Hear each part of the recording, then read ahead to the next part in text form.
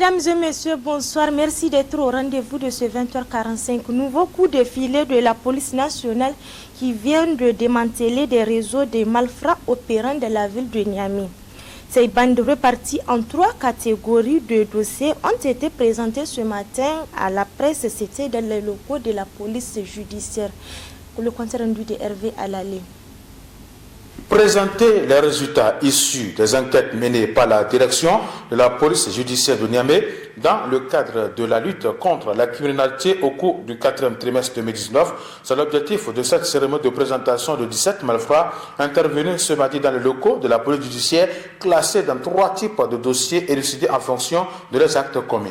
Le premier est relatif au dossier de vol en réunion par escalade dans des habitations avec usage d'armes à feu, pistolet automatique suivi de violences ayant entraîné des blessures et morts d'hommes. Dans ce dossier, il a été enregistré 11 plaintes. Et les investigations ont permis donc d'appréhender l'auteur principal, le nommé Moussa, un Nigérien, chauffeur de profession, qui est domicilié au quartier Niamey 2000. Elle a été appréhendée par le commissariat de police Niamey 2000 pour vol de véhicules et trafic de drogue. Par la suite, mis à la disposition de la direction de la police judiciaire qui les cherchait déjà dans le cadre de ces plaintes. Dans la poursuite de l'enquête encore, il a été interpellé son complice. Et un deuxième complice a pris la fuite, il est actuellement recherché.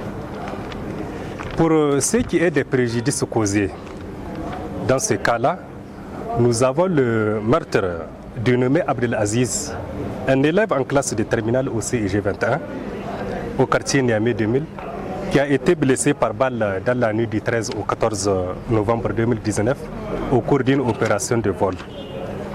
Et qui est décédé malheureusement 48 heures plus tard à l'hôpital national de Niamey.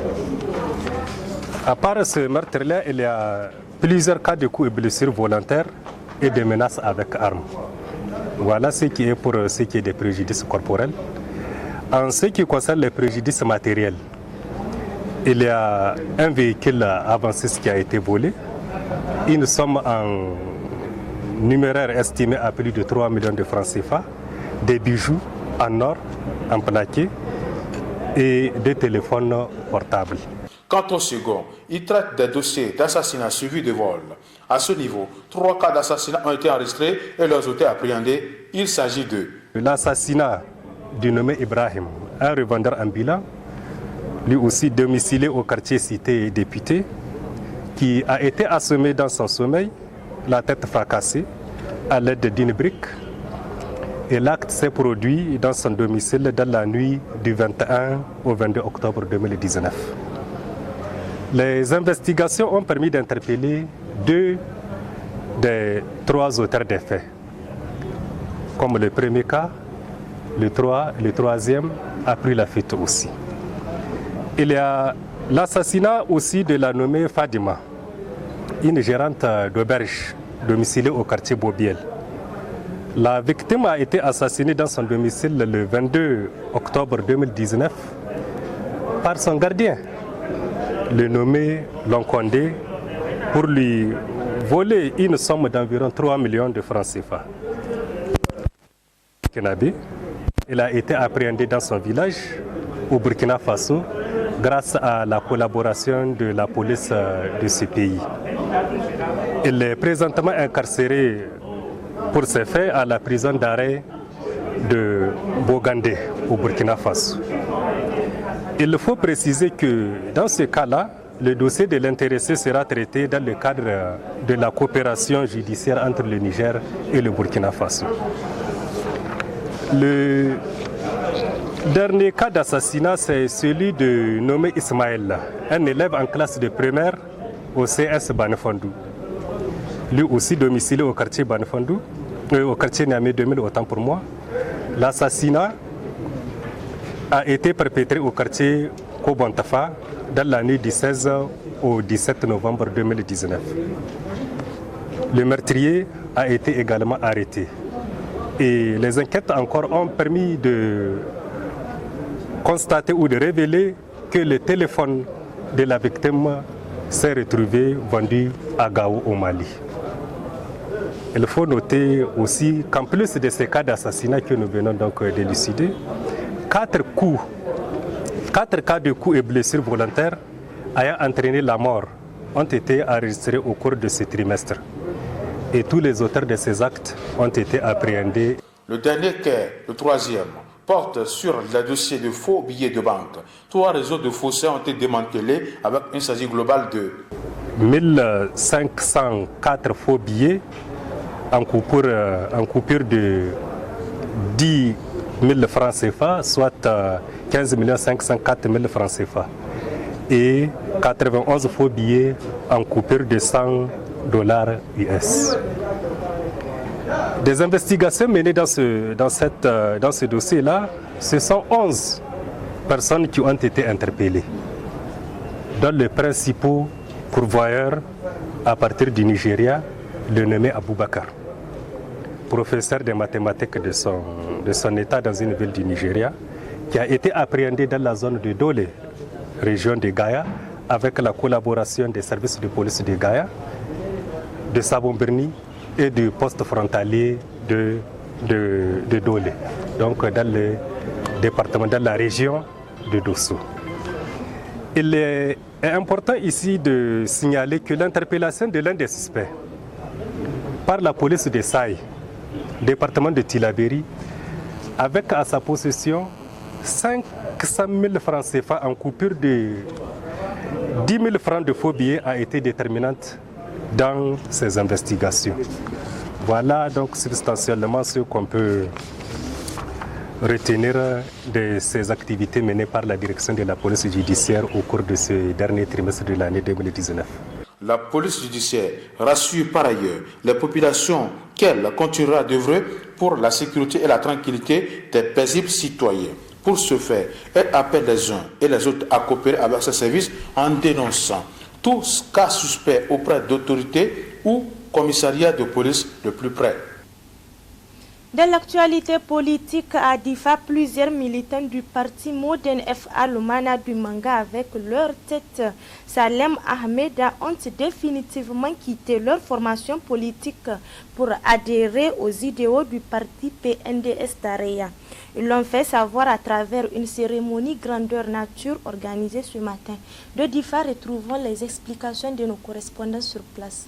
Le Parti nigérien pour la démocratie et le socialisme PNDS Tareya vient de connaître aujourd'hui une ascension fulgurante à la maison de la culture de Difa avec l'adhésion de Salem Ahmeda qui a rejoint les rangs du Parti Rose avec armes et bagages dans une cérémonie riche en couleurs. Outre Salem Ahmeda, des cadres de Lumana FA Africa, dont des conseillers et des militants irréductibles ont fait l'adhésion de ce matin. Les nouveaux venus ont été accueillis en grande pompe par les membres du bureau fédéral du DIFA avec à leur tête Ali Bossoma. Une déclaration a sanctionné l'adhésion de ce matin. Elle est lue ici par Akar Kolo.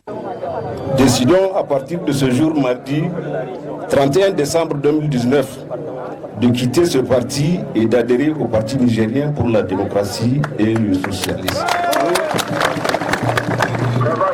Cette décision est motivée d'une part par les solutions concrètes apportées aux problèmes du pays en général et à ceux de la région de Difa en particulier par ce parti sous le leadership de son Excellence Alhaji Issoufou Mahamadou, président de la République, et d'autre part par le modèle d'unité de combativité et de vision incarné par le parti PNDS Tareya. Ainsi, par cet acte, nous rendons hommage à une conduite et à une vision que nous nous engageons à soutenir fermement. Pour nous, la meilleure et saine manière de le faire, c'est de le faire du temps. Ce faisant, nous rentabiliserons nos énergies et nos intelligences. En étant dans le PNDS Tareya, nous œuvrerons avec détermination pour soutenir le président de la République, son Excellence Alhaji Issoufou Mahamadou, dans le vaste chantier de la renaissance aussi bien culturelle, économique, sociale que politique grâce auquel le Niger a retrouvé sa crédibilité tant intérieure qu'extérieure. S'adressant à la foule venue l'accueillir, Salem Amida dit qu'il est le plus heureux de ce matin en venant au PNDS Taraya. Mieux, il apportera son concours dans le cadre du développement du Niger au chevet du président Issoufou Mamadou. En marge de cette cérémonie à laquelle ont pris part les délégations PNDS Taraya de Maine Soroa, Ningimi, Ngurti, Goudoumaria et Bosso, Arimi Chetima, secrétaire général adjoint du bureau fédéral de DIFA, s'est confié à Anfani. Mes sentiments, ce sont des sentiments de joie. Et tout d'abord, je rappelle que le PNDS Taraya est un parti qui a vu le jour en décembre 1990 avec des camarades d'obédience gauchistes qui ont, malgré la peur de l'époque, qui ont créé ce parti. Les gens considéraient le PNDS comme un parti de fonctionnaires, mais Dieu merci aujourd'hui, le parti est devenu la première force politique de ce pays. Pour preuve, le président de la République est un homme qui est issu de ce parti, le PNDS Taraya. L'adhésion que nous venons d'enregistrer, c'est du parti Lumana. Vous avez vu, il y a la section de Ningimi, la section de Goudoumaria, de Difa, bref, beaucoup de militants. Et nous gardons espoir, Inch'Allah, le parti évoluera.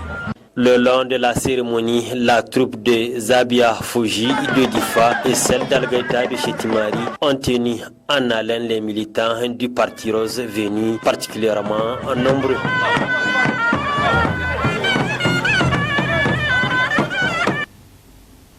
La salle de conférence du gouvernorat de la région de Niamey a servi de cadre ce matin à un atelier de validation de la politique sectorielle eau et assainissement. Maîtrise d'ouvrage par les collectivités territoriales, enjeux et défis, c'est le thème retenu pour ce présent atelier sous la présidence du gouverneur de la région de Niamey. Maîtrise d'ouvrage par les collectivités territoriales, enjeux et défis, c'est le thème choisi pour le présent atelier initié dans le cadre de la deuxième session ordinaire de la commission régionale eau et assainissement au titre de l'année 2019 de la région de Niamey. Le gouverneur de la région de Niamey a, en procédant à l'ouverture de la rencontre, précisé ceci. La présente rencontre constitue, à n'en point douter, une occasion pour mobiliser tous les acteurs du secteur de l'eau et de l'assainissement autour d'une seule préoccupation majeure, à savoir l'accès de nos concitoyens à une eau potable partout et l'observance du statut de la fin de la défécation à l'air libre dans notre région.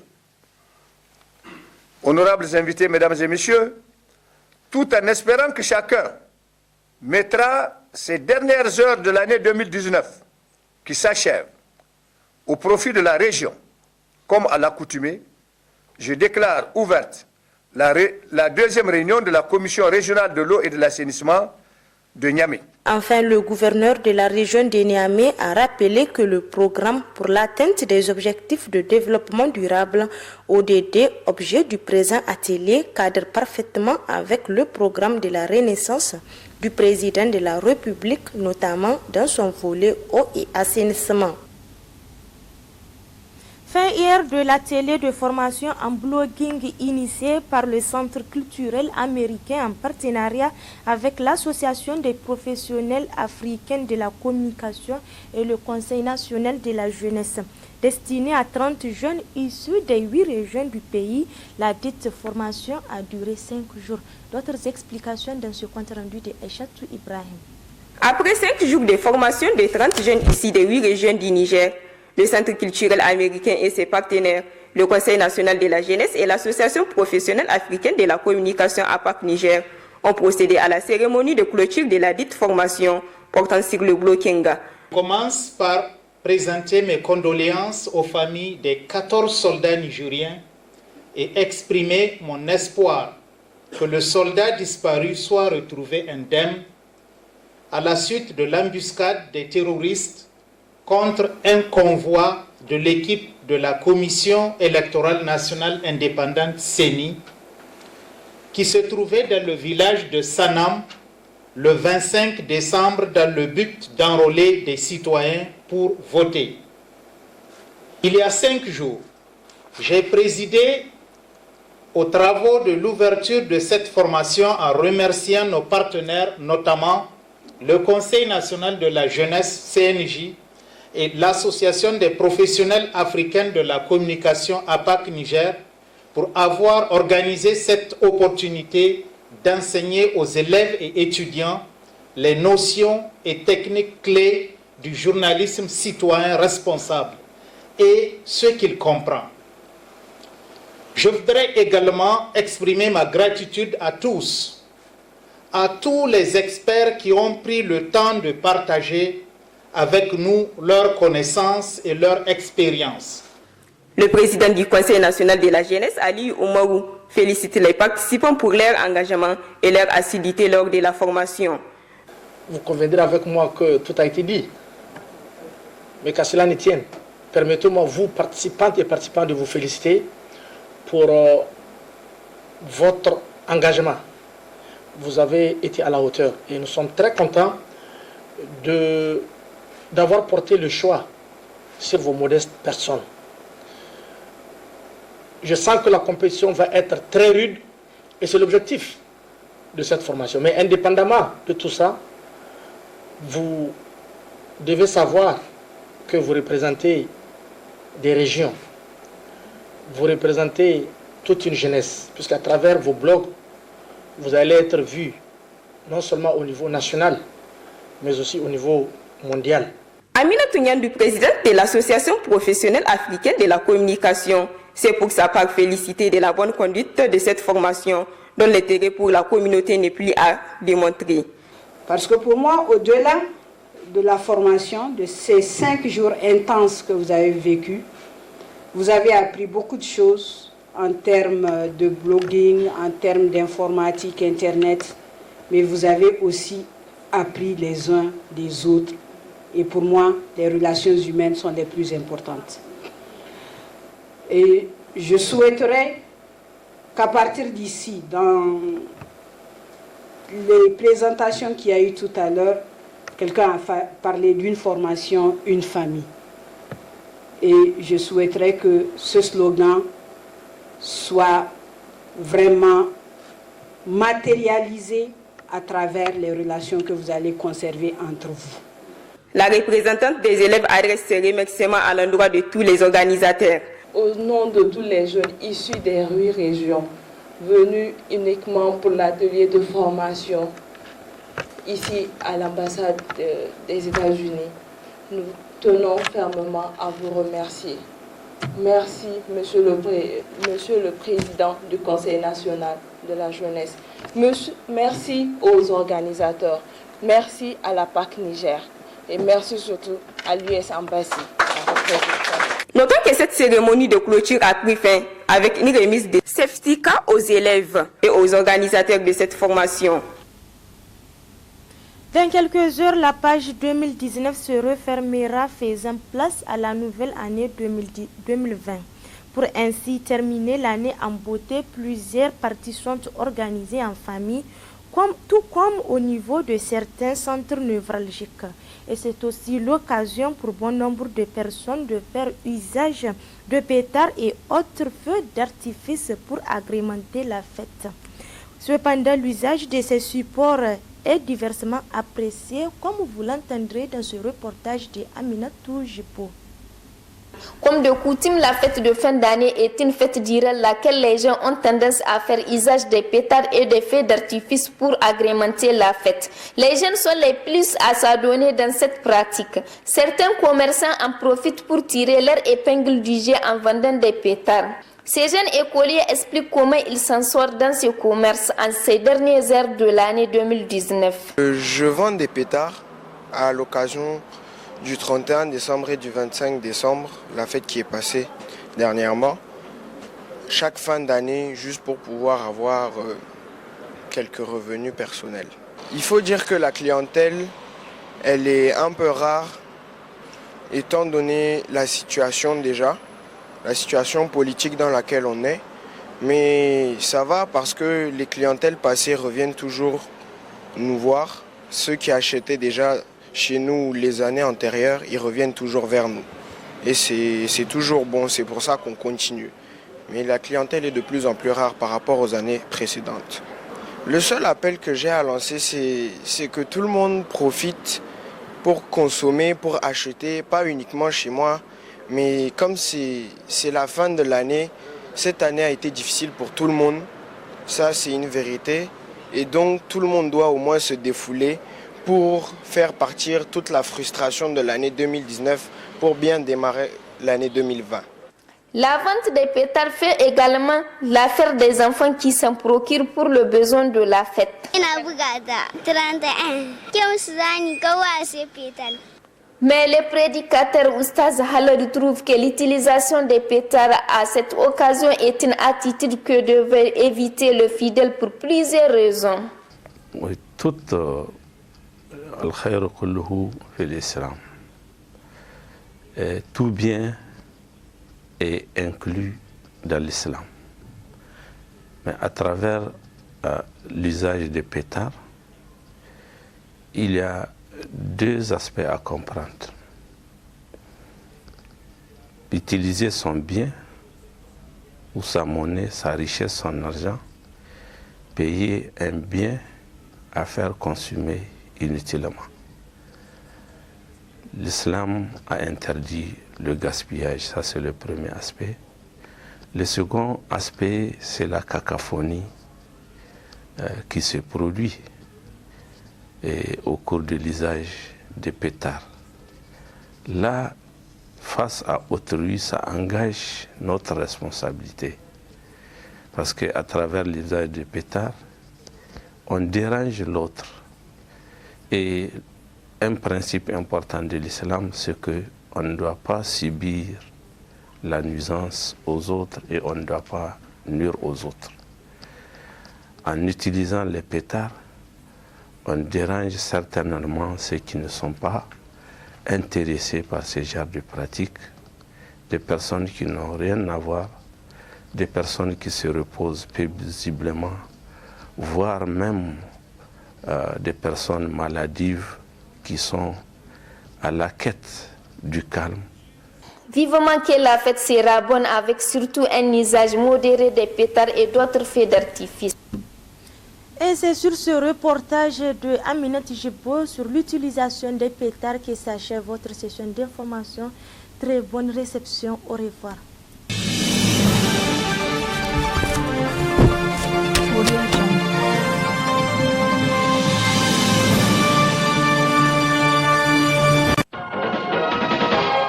Le journal vous est offert par la Nigérienne d'assurance et de réassurance NIA. NIA, des professionnels de l'assurance à votre service.